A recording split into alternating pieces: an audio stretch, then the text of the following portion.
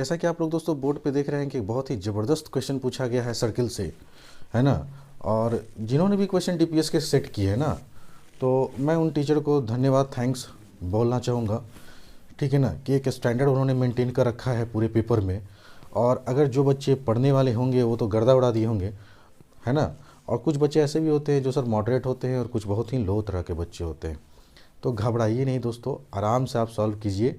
लेकिन एक बात मैं 100% के साथ कह सकता हूँ कि जैसा पेपर अभी आप हमसे सॉल्व करवा रहे हैं या मैं सॉल्व कर रहा हूँ, ठीक हूबहू बोर्ड में वैसा ही क्वेश्चन रहेगा। इसलिए सीखते चलो। क्वेश्चन में कहा गया है कि टू टेंजेंट्स है T P and T Q are drawn to a circle जिसका सेंटर ओ है। तो पहले एक सर्किल बनाओ खूबसूरत सा। ये रहा सर सर्कल जिसका सेंटर क्या बोला, ओ बोला, ठीक है, वेरी गुड। दो टेंजेंट ड्रॉ किया गया है एक्सटर्नल पॉइंट टी से। तो टी एक एक्सटर्नल पॉइंट है दोस्तों। यहाँ से दो टेंजेंट अगर आप खींचेंगे तो आप बोलेंगे सर एक टेंजेंट तो ये हुआ और दूसरा टेंजेंट सर ये हुआ, है ना। ये यहाँ पे टच कर रहा है दोस्तों, इसका नाम दे देते हैं टी पी और इसका नाम देते हैं टी क्यू। तो हमको प्रूफ करना है कि पी टी क्यू कहने का मतलब यह एंगल, और यह एंगल कुछ नहीं मालूम है तो एक्स मान लो ना, क्या दिक्कत है, कोई दिक्कत नहीं सर। ये 2 टाइम्स होगा ओ पी क्यू के, तो ओ ये रहा, पी रहा, ये क्यू रहा। तो एंगल बनाने के लिए हमको इसको ऐसे ज्वाइन करना पड़ेगा यहाँ से, और फिर इसको ऐसे ज्वाइन करना पड़ेगा। अब बोलिए दोस्तों कोई दिक्कत है? अब बोलेंगे नहीं सर।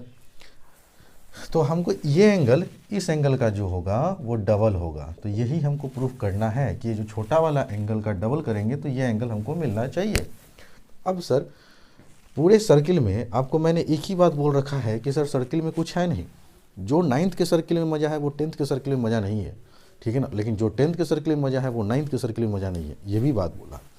लेकिन 10th का जो सर्किल का जो चैप्टर है उसमें मेन 2 थ्योरम है कि किसी भी एक्सटर्नल पॉइंट से अगर 2 टेंजेंट आप ड्रॉ करते हैं तो दोनों टेंजेंट का लंबाई बराबर होता है। दूसरा, इक्वल टेंजेंट जो होता है सर इक्वली इंक्लाइंड होता है सेंटर पे भी, इक्वली इंक्लाइंड होता है ईच अदर के भी।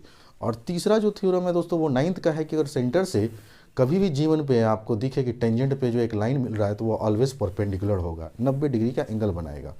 अगर ये 3 लड़का को अगर कॉन्सेप्ट पता होगा तो सवाल को उड़ा ले गया होगा। तो सबसे पहले अगर हम प्रूफ में लिखें, है ना, टू प्रूफ क्या करना है, तो हमें प्रूफ करना है कि एंगल पी टी क्यू ये 2 टाइम्स होगा एंगल ओ पी क्यू के, ठीक है ना। तो आपने क्या करना है दोस्तों, इसको x मान लेना है। तो x बराबर, और इसको थोड़ा देर के लिए हम क्या मान लें दोस्तों, है ना, चाहे 1 2 3 मान के खेलें, चाहे y मान लो, चाहे z मान लो। मान लेते हैं सर ये z है, ये एंगल। तो अब यहाँ पे और करके सजा के लिख लो कि हमको एंगल x जो है वो 2 टाइम्स करना है किसके, z की, यही लाना है, ठीक है ना। अब देखो ध्यान से सर, अगर हम प्रूफ में जाएं तो हम जानते हैं एक्सटर्नल पॉइंट दे दिया तो यह टेंजेंट और यह टेंजेंट आपस में इक्वल, अरे हाँ या ना। तो लिखो मेरे साथ, we know that lengths of tangents drawn from an external point of a circle are equal. तो देयरफॉर यहाँ से आप बोलेंगे सर टी पी किसके बराबर, टी क्यू के, और इसको क्या मान लेंगे, फर्स्ट मान लेंगे। अगर sir T P T Q के बराबर है तो तुम बताओ यह एंगल और यह एंगल आपस में इक्वल होगा। अगर इसको वाई मानते हैं तो ये भी क्या होगा दोस्तों, वाई होगा। क्यों? क्योंकि ये आइसोसेलेस ट्रायंगल बन गया ना, कौन सा, टी पी क्यू। और आइसोसेलेस ट्रायंगल का अगर 2 साइड इक्वल है तो उसका बेस एंगल भी इक्वल होता है। तो हम यहाँ से कह सकते हैं दोस्तों कि एंगल, है ना, कौन सा, टी पी क्यू बराबर हो जाएगा सर एंगल कौन सा, टी क्यू पी के बराबर कितना के मान लिए दोस्तों, वाई डिग्री के। यहाँ तक बोलिए किसी बच्चों को दिक्कत है तो आप बोलेंगे बिल्कुल भी नहीं सर, आगे बढ़ते हैं। अब देखो कि सर अब हम क्या करें, वाई में रिलेशन आ गया, एक्स बराबर 2 टाइम्स लाना है जेड के। अब यहाँ से सेंटर से देखो तो टेंजेंट पे एक लाइन मिल रहा है, तो बताओ, तुम ही बताओ, ये पूरा एंगल जो होगा ये पूरा एंगल 90 डिग्री का होगा दोस्तों। ऑल्सो, है ना, द लाइन ड्रॉन, स्टेटमेंट लिखो, काम खत्म। The line drawn from the centre of the circle, from the centre of a circle to a tangent is perpendicular to it, is perpendicular perpendicular to it. तो therefore आप यहाँ से कह सकते हैं कि एंगल OPT बराबर 90 डिग्री होगा दोस्तों।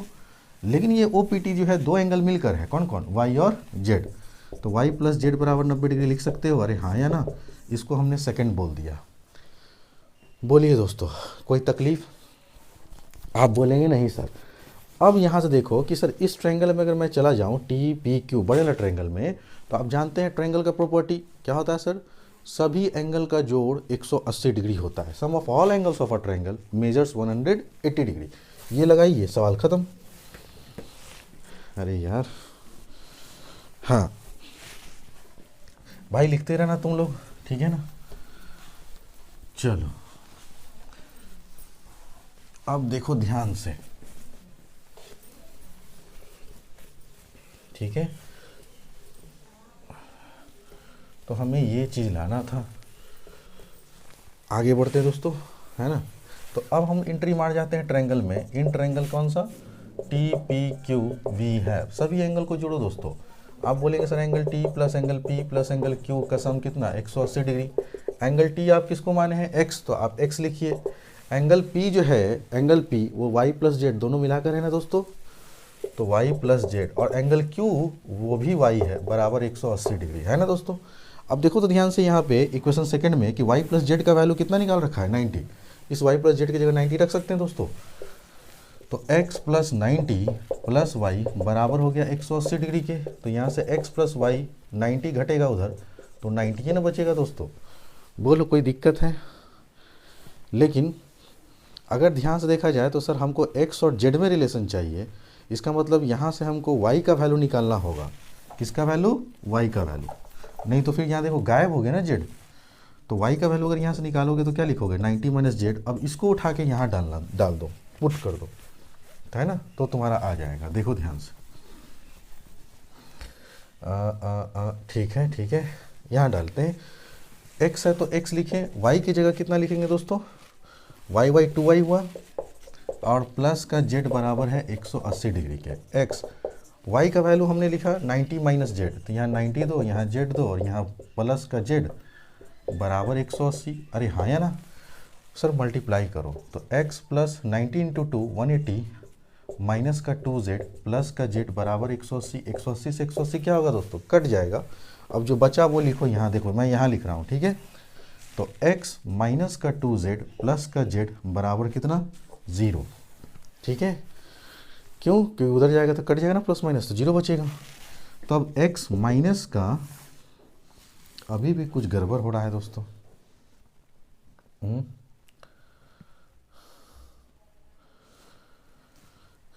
2y है ना, 2y की जगह हमने लिखा 90 माइनस जेड, ठीक है। 90 माइनस जेड, तो ये हो गया 180 माइनस का 2z और प्लस का z।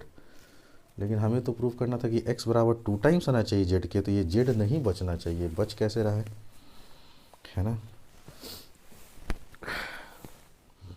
ये तो हमें प्रूफ करना था। x प्लस p की जगह पे y प्लस जेड डालें, ठीक है ना। और q भी y है, तो y हमारा 2y होगा ही यार। कहाँ गलती हो रहा है दोस्त? अच्छा देखो ध्यान से,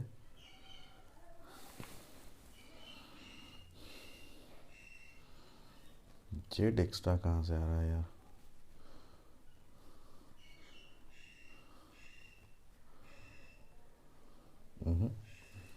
कहीं तो गलती, 1 मिनट रुक जाओ दोस्तों, चेक करता हूँ।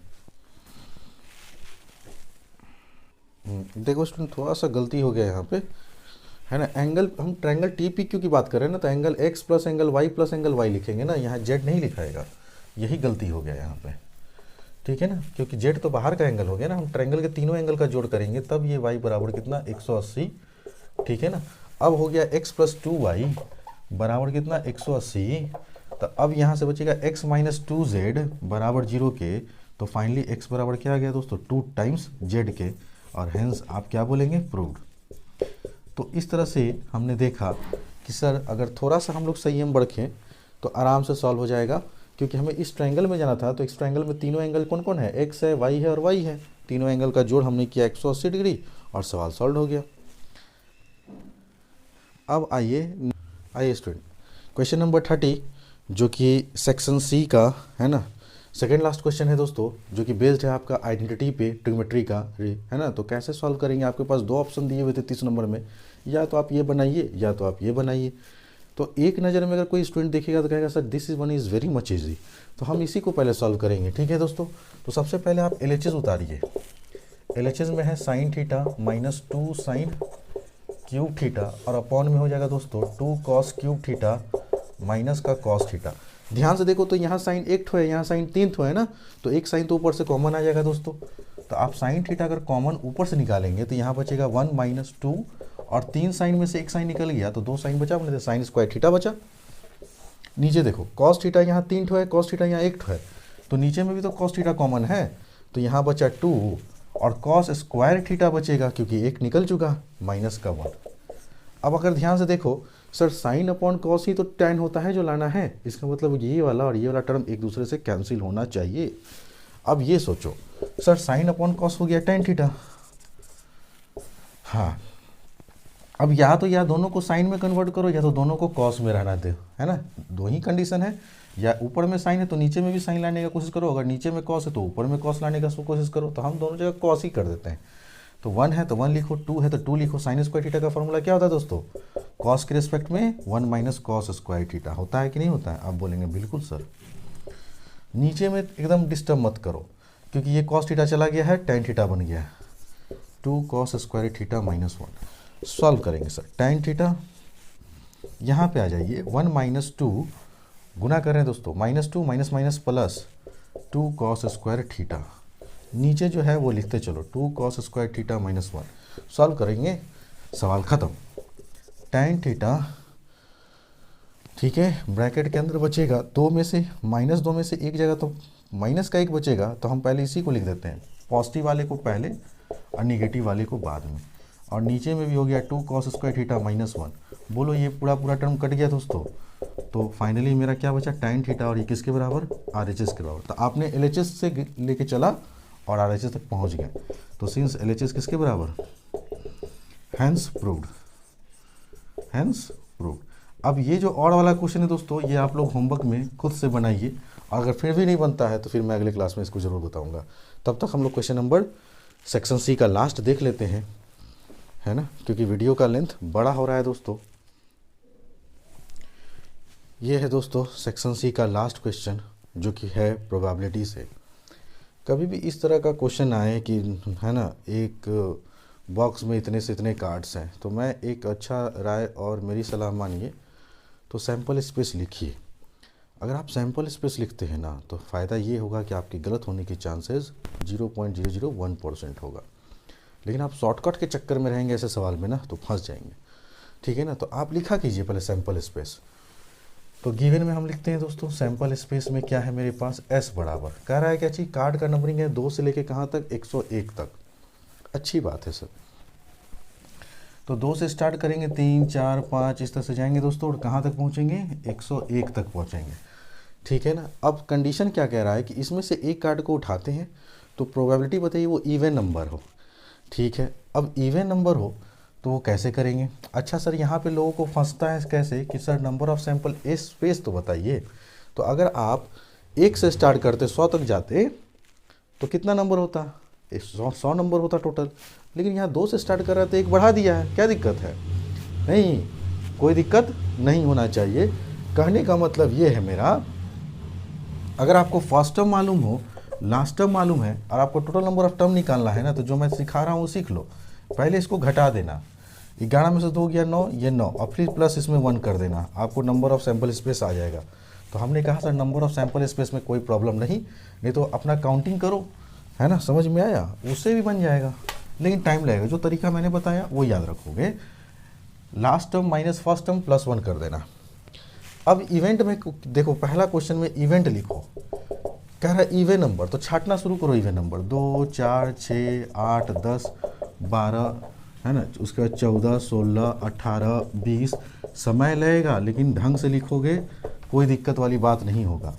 28 30, पेन का स्पीड बनाओ ना, सब सवाल बनेगा। 36 38 40 42 44 46, 48, फिर यहाँ आ जाएगा 50, 52, 54, 56, 58, 60, 62, 64, 66, 68, उसके बाद 70, फिर 72, फिर 74 लिखना पड़ेगा दोस्तों, मजबूरी है, नहीं तो हम गिनती में हम काउंट करने में गलती कर देंगे। 76, 78, यहाँ से 80, 82 इसका शॉर्टकट भी है, लेकिन अभी फ़िलहाल आप इसी से काम चलाइए ताकि सारे बच्चे समझ सके, है ना। शॉर्टकट के चक्कर में कुछ बच्चे को समझ में आया, कुछ को नहीं आया, ये भी तो होता है ना। चलिए, ये हो गया मेरा, है ना, 200 से लेके 101 तक का इवन नंबर। अब आप इसको इवन नंबर का प्रोबेबिलिटी पूछ ही रहा था, गिन लो यार।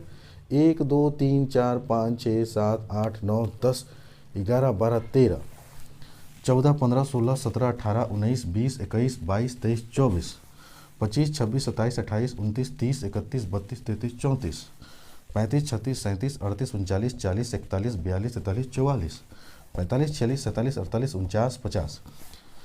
ठीक है, तो सर मेरा नंबर ऑफ़ इवेंट में कितना आ गया, 50 आ गया। और देखो इसका ट्रिक भी है ना, घबराने की कोई बात नहीं है। अगर हम सर नंबरिंग अगर 2 से स्टार्ट करते हैं और 101 तक जाते हैं तो टोटल 50 ऑड होगा और 50 ही इवन होगा। तो आप डायरेक्ट ये ना लिख कर आप डायरेक्ट एनी 50 भी लिख सकते थे। तो पहला सवाल का प्रोबेबिलिटी क्या पूछा था, इवन नंबर का ना, तो probability getting an even number ये हो जाएगा एनी अपॉन एन एस। मतलब आप ऐसे करके लिख लीजिए ताकि एग्जामिनर को लगे कि आप सब्जेक्टिव बना रहे हैं। तो 50/100 जो कि आएगा दोस्तों 1/2। ठीक है, पहला पार्ट का ये आंसर था। सेकंड में देखिए कहा जा रहा है कि स्क्वायर नंबर बताइए। ठीक है, तो मिटा दो दोस्तों, चलो स्क्रीनशॉट लेना, ये वीडियो पॉज करके अपना आराम से लिखना। सेकंड पार्ट पे आते हैं।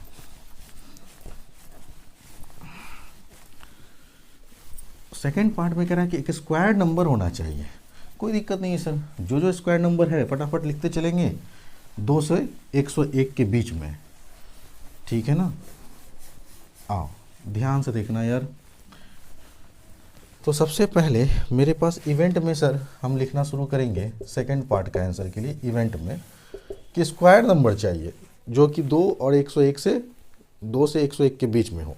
तो पहला जो स्क्वायर नंबर हो गया वो 4 हो गया, फिर कौन सा हो गया 9 हो गया, फिर कौन सा हो गया 16 हो गया, फिर 25 है ना, उसके बाद 36, उसके बाद है ना पहाड़ा पढ़ो ना, 5 का स्क्वायर 6 का स्क्वायर 7 का स्क्वायर 49 हो जाएगा, 8 का स्क्वायर 64 हो जाएगा, 9 का स्क्वायर 81 और 10 का स्क्वायर 100। यही स्क्वायर नंबर है। ये 2 का स्क्वायर, ये 3 का स्क्वायर, ये 4 का स्क्वायर, ये 5 का, ऐसे नंबर ऑफ इवेंट गिन लो कितने हैं, 1 2 3 4 5 6 7 8 9। तो therefore probability getting a square number ये होता है दोस्तों एनी अपॉन एन एस। तो 9/100 इस सवाल का आंसर था। तो आपने देखा दोस्तों कि कैसे और किस तरह से हमने सेक्शन ई के सारे क्वेश्चन, सेक्शन सी के सारे क्वेश्चन को लपेट लिया। आप लोग को समझाना पड़ता है दोस्तों, लिख लिख के क्वेश्चन भी लिखना पड़ता है ना हमको, क्योंकि मेरे पास डिजिटल बोर्ड तो है नहीं कि ऑलरेडी मेरे पास क्वेश्चन है ना पहले से बोर्ड पे लिखा हो, तो मुझे इतना समय नहीं लगता। समझ में आया दोस्तों? तो आप कोई बात नहीं, आपको सीखने से मतलब है, चाहे बोर्ड डिजिटल हो, चाहे ब्लैक बोर्ड हो, चाहे वाइट बोर्ड हो, टीचर पढ़ाने वाला रहे ना, कैसनो बोर्ड रहे, वो फ़र्क नहीं पड़ता, आप पढ़िए।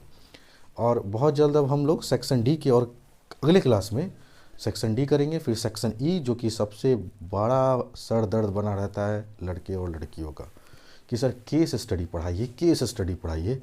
और वाकई मानिए अगर मैं केस स्टडी पे हाथ डाल दिया, ठीक है ना, तो हवाई की तरह आप क्वेश्चन उड़ाना शुरू कर देंगे। ठीक है दोस्तों, तो वीडियो अगर अच्छा लगे दोस्तों, मेहनत अच्छा लगे तो वीडियोस पे अपना लाइक प्यार जरूर दिया कीजिए। थैंक्स फॉर वॉचिंग दोस्तों, मिलते हैं बहुत जल्द अगले क्लास में धमाकेदार सेशन के साथ, जिसमें आपको सेक्शन डी और सेक्शन ई दोनों कवर कर देंगे, चाहे कितना वीडियो का लेंथ बड़ा क्यों ना हो जाए। ठीक है, थैंक्स।